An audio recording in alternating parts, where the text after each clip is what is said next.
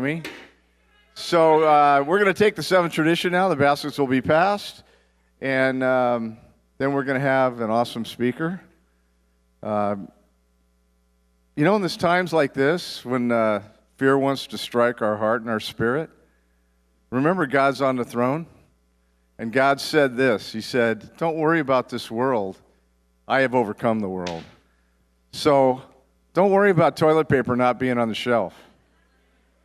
Or paper towels. Stand firm in the truth and the knowledge of Jesus. He said, "I'm the way, the truth, and the life. No man comes to the Father but by me."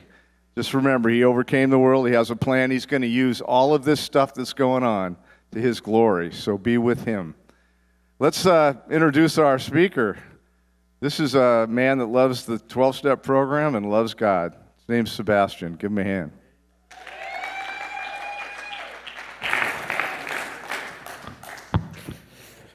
How you guys doing tonight?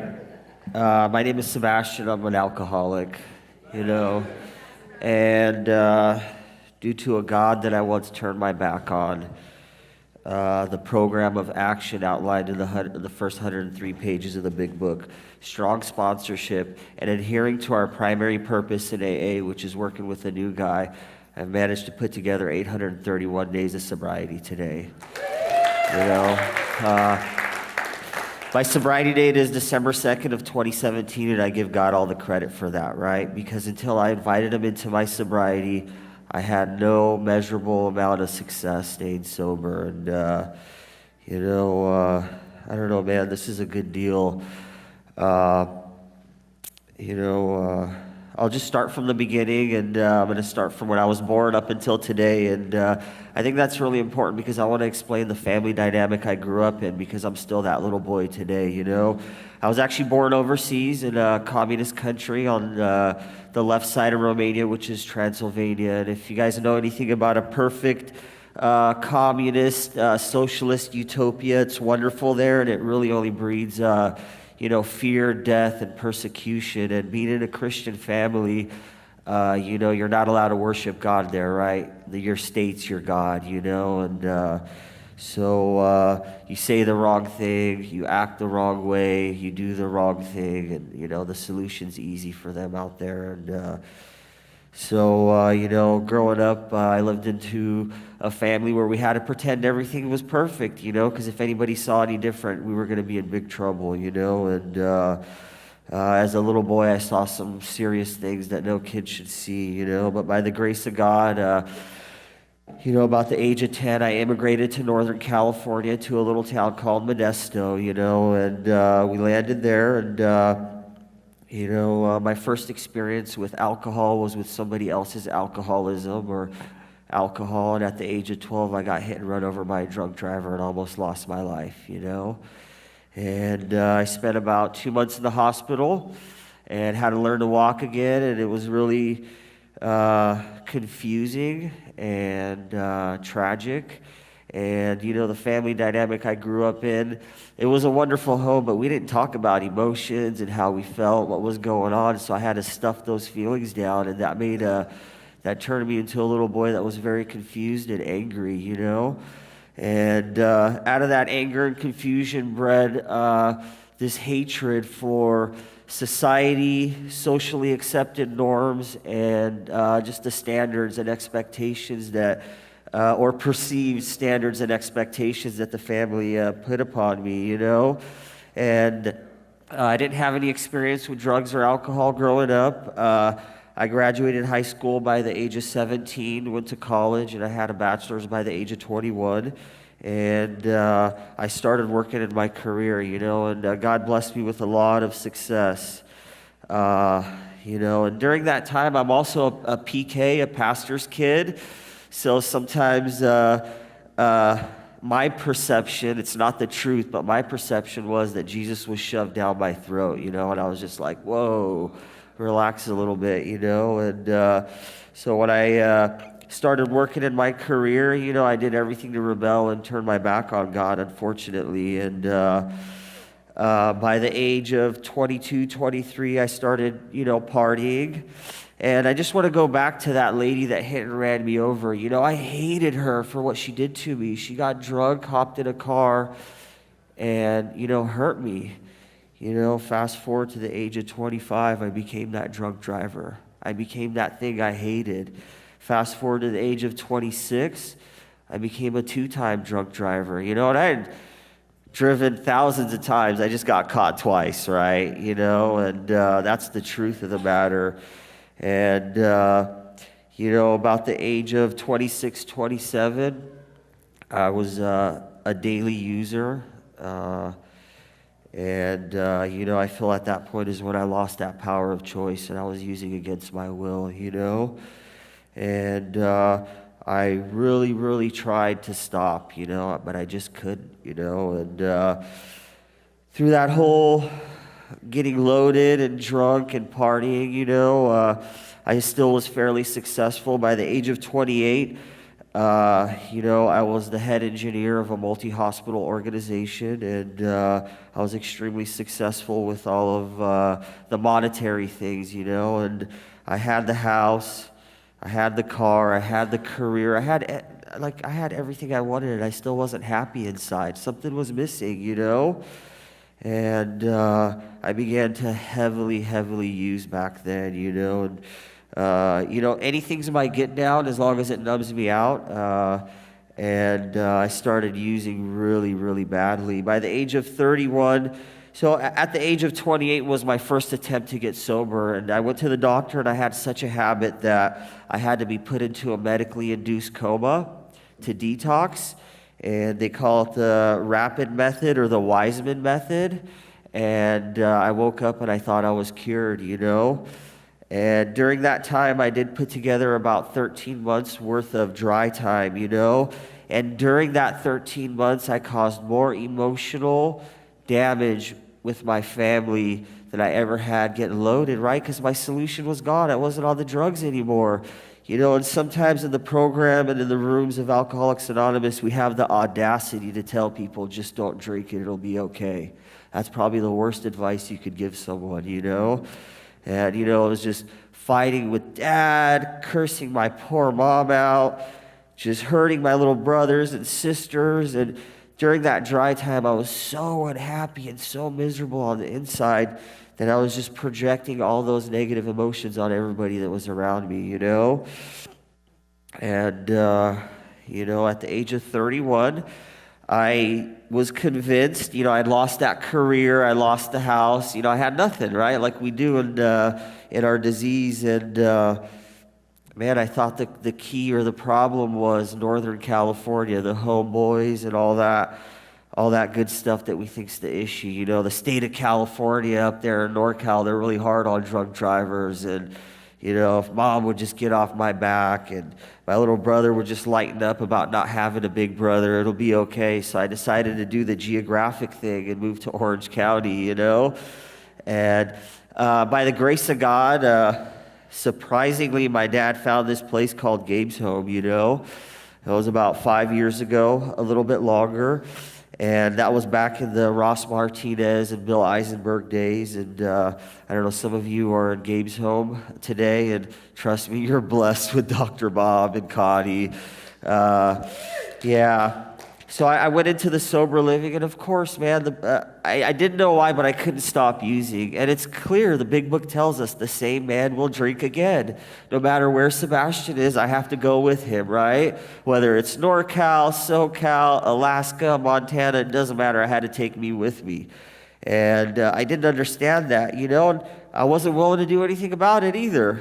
And I got the direct results of that, which was chronically relapsing, you know. And the one blessing during that time is Gabe's Home requires you to come to this place called His Place Church, you know. And I actually met some people that were actually doing the deal. And through my lack of willingness to do absolutely nothing, I did meet some people, you know. And I saw those people doing the deal. And every time I saw them, they were smiling, they were happy, they were getting their jobs back, their kids back. They were getting houses, and I wanted that, you know, and I watched them from a distance, and I just saw them, like, growing, and I was just not even stagnant, just declining in my life, and gosh, it took several more years, I did New Life Spirit Recovery up here at Huntington Beach off of Beach in Delaware. I did a detox out in Costa Mesa, and I just wasn't willing to do anything. I was a complete liar and had lack of integrity, if I'm honest, And I would tell everybody, oh, I'm great, brother. God is good. Meanwhile, I was just living the shadiest lifestyle. I tried just smoking weed, drinking beer only, the legal highs, and it always lead back to one thing, and that was my drug of choice, which was opiates, and in November of 2017, God, during that time was a really desperate time. It was right before I got sober, and my whole life, I truly believe that only grace and mercy showed up on my doorstep every morning, right? But at that time, we don't talk about it much in church, but that time I felt like God's judgment was at my doorstep. It was either change or start experiencing some serious consequences. And that completely scared me, and God put me in a position to where I was completely alone. The family were just like, we're done. The friends were like, you're done. I had no one, and I had to take a look at the real problem. It wasn't the state of California. It wasn't Gabe's home. It wasn't, mom, dad, brothers, sisters, friends. It was me the whole time. It was me. And I had to be completely alone and desperate to come to that realization, And at the end of November, I went into a place called Bridges to Life Detox here in Fullerton, California. And, the last time I put something in my body, they give you those comfort meds just to help a little bit, was December 1st. That's why my sobriety date is December 2nd. And during that time, I held on to my old ideas until they became null, right? That's what the big book tells us. And I had to check all those off the list, like moving, just drinking beer, all those great ideas we have in our disease. I had to check them off the list, and I literally had no more ideas besides, like, I need help, And I picked up the phone in that detox. And for once, I had committed, right, to working this program and giving it an honest shot, and I had something happen, right?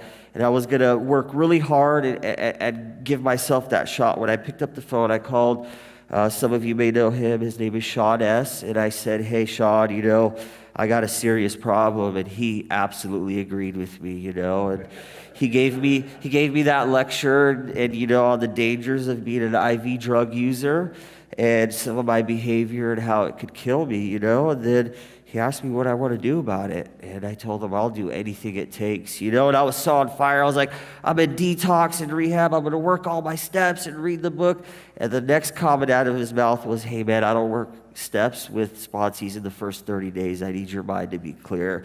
And all that willingness went away, and he's just like, call me every day, and I was like, I don't know if I'm that willing, But I did it anyway, right? And that was that alcoholic thought. And he had told me, moving forward, you're about the business of recovery, And I gave that a shot, And when I got to 30 days, about 34 days, we worked our first step, and I found out that I'm powerless over alcohol, that my life had become unmanageable, and I hated identifying as an alcoholic. You guys drink, I slam dope. You guys are bad, I'm not, But one of my favorite lines of the big book, it's right there, bottom of 417, top of 418. It says, the worst thing I thought a young person like me could end up is an alcoholic. And then you flip that page, and on the top, and it says, today I found that that's the best thing that ever happened to me, And at that moment, I was willing to identify as whatever it takes to frickin' stay sober. I worked that first step, and then, slowly we did a second step, and I came to believe that God, could restore my insane thinking, right?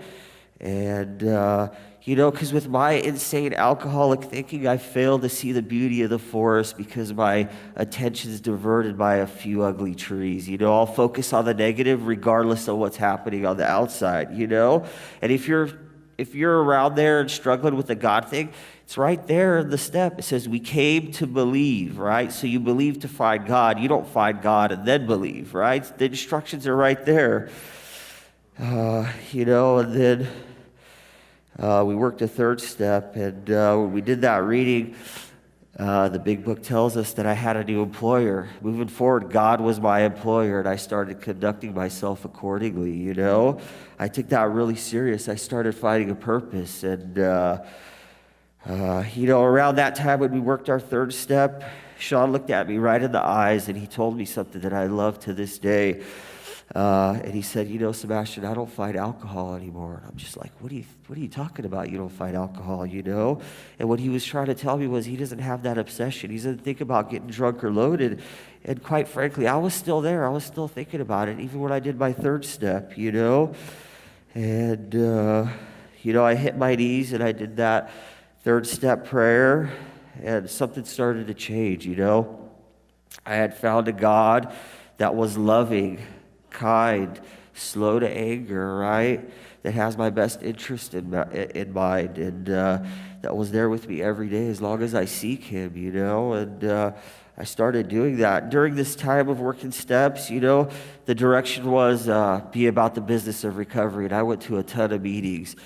And I truly believe today that was my divine appointment. I landed in this group of guys and some gals that were doing AA, alcoholically, man. And there's a lot of those people are still sober and still my friends today. And I talk to them very regularly, And then when it came down to doing my fourth step, sometimes people fear that dreaded fourth step. I can't relate to that. I was so broken inside, I was willing to write whatever it took on that piece of paper.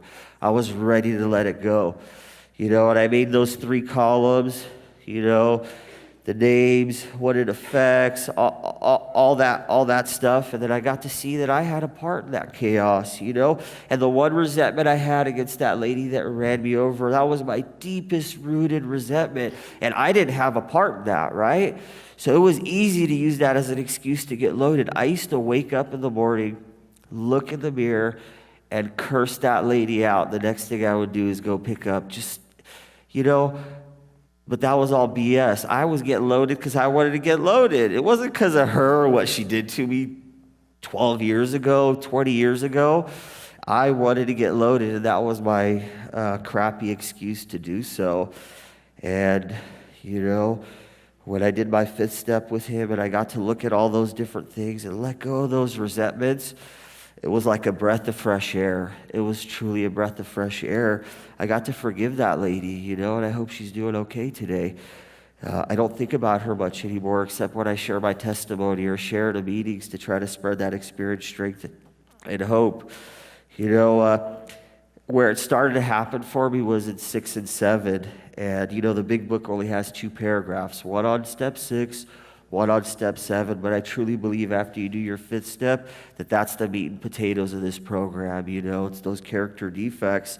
And after we did my 5th step, Sean gave me this long list of character defects, and some of them I knew I had, and I was proud of. Some I didn't know I had, and some I just had, And his instruction was to go home with that list, pray about it, use the St. Francis of Assisi prayer, which is also the 11th step prayer, right?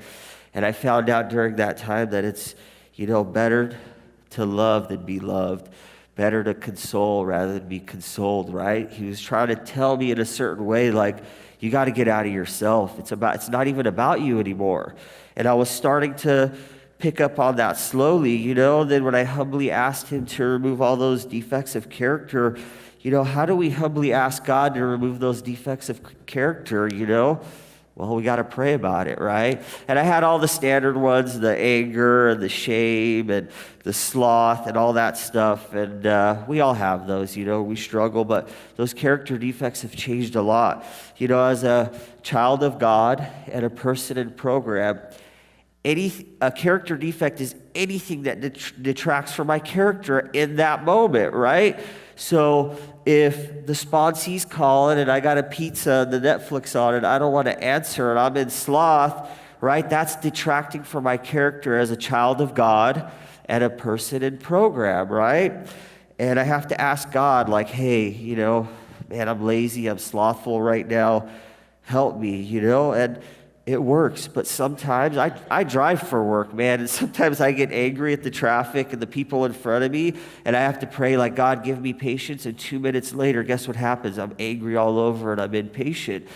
So God will remove those defects of character, but in that moment, right, it's an utter reliance on God, right? It's not like, oh, he takes the anger away and you're never angry. That's never going to happen. It gets better, but you have to rely on God every single day, And all this stuff, it's amazing. It's all biblical. When Egypt had let the slaves go and they were in the desert finding the promised land, God gave them manna every single day. He didn't give them 30 days worth and send them on their way and say, hey, when you're done with the food, come back and see me. He wanted them to rely on him every single day like he does us. And sometimes I have to do that moment by moment, and it's gotten a lot better, And then when I got onto my 8th step and I made that list and we made those columns, the amends I have to make right now, the not now, and the nevers, right? And, I did all the easy ones, the mom and dad and, the little sisters and the little brother. My little brother's such a rad person. I invited him out to lunch out here in Newport Beach, and I read that letter to him, and it was told to me that I wasn't allowed to say I'm sorry in those conversations in that letter. I was to ask for forgiveness, right? This is how I harmed you. These are the character defects that were at play. This is what I plan to do different. Can you forgive me? Is there anything else, right? And that's the format. And that's like, repenting, right? Forgive me for this and I'll live a different way. And my little brother, gosh, he's so mature for his age. And after I read my letter, he looked at me straight in the eyes and he said, Sebastian, we all struggle. We all have problems. Yours were just more blatantly apparent, So don't think that other people that are normies don't have problems, and that sparked something. I flew to NorCal, like I said, and I did my parents and my little sisters, and I had one more really tough one. I had to go see my best friend that I showed how to IV drugs, that overdosed, and I had to go to his gravesite and read that amends letter and ask for forgiveness. And he's in Turlock, California, there at the plot. And I drove up there and I started reading that letter to my best friend and asking for forgiveness. And something happened that time. He had one of those gravestones that were like polished. And I saw my face looking back at me, but I completely saw like my part in all these situations. And something happened and I had my spiritual experience that provided that psychic change that's necessary. The big book talks about that.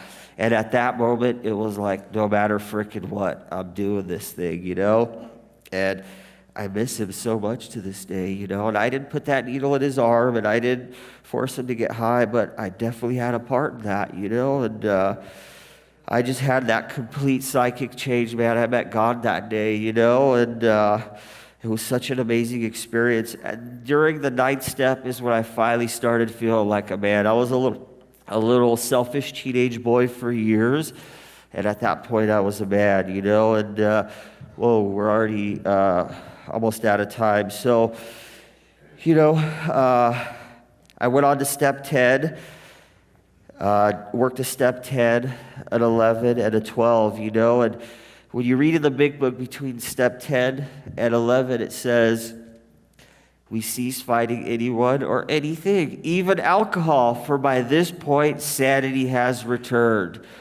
I stand before you today a free man, free from the obsession of getting drunk and loaded, free from bondage of self most of the time.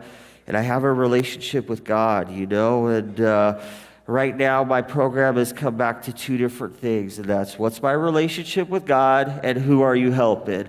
Those always work, and I'm currently going through another process at about 9 months sober. I went to Al-Anon. I'm just getting, this Saturday I should be done with that 5th step in Al-Anon, and that's been an experience, I learned that in Al-Anon that no is a complete sentence, I don't own people's behavior.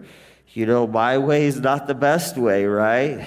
And one that my sponsor, Whitaker Rem, God bless his heart, he always reminds me, and he's told me, never pass up a good opportunity to keep your mouth shut, man. And that works every single time, and I can get all spiritual here, and I'll end pretty quickly here.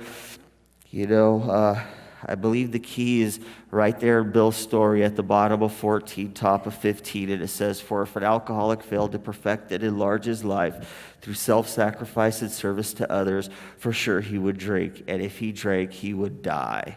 Right? What does that mean? I don't know, maybe a spiritual death? I don't want that. Maybe emotional death? I definitely don't want that, or actually die, right? And that's why I give this thing away freely, man. Guys, there's a lot of you guys in sober homes or working on yourselves right now. Give yourself a shot. What do you have to lose? Give yourself a shot. It all started with some basic things for me. A big book and a sponsor. If you don't have one of those, you should definitely take a look at that, And what's today like? Man, I'm reasonably happy. Things aren't perfect, but I have some tools to pick up. And, I like who I see in the mirror today. I have some integrity. I can practice honesty. I can practice faith, courage, brotherly love, awareness, discipline, service, integrity, all those spiritual principles, And I do an okay job at it. And things have changed a lot for me. Program has really not between the Serenity Prayer and the Lord's Prayer. It's changed for me. It's between the Lord's Prayer and the Serenity Prayer. Who am I when no one's watching and it's just me and God? What kind of person am I, That's what it's about, and I think I do an okay job. I have some failures and a lot of success, and it all comes back to God, man. I don't know, man. This is the easier, softer way. I've tried everything. AA and relying on God is the easier, softer way. So I would just encourage you guys to, sometimes in the rooms of AA we hear, do the steps or die. I'm going to say, do the steps and live. That's my experience with this thing, And listen, if there's any men in this room, I do come with the phone number. I'll be around here somewhere for, you ladies. There's a ton of ladies at this church that can help. So I think I went over a little bit, but thank you guys for letting me share.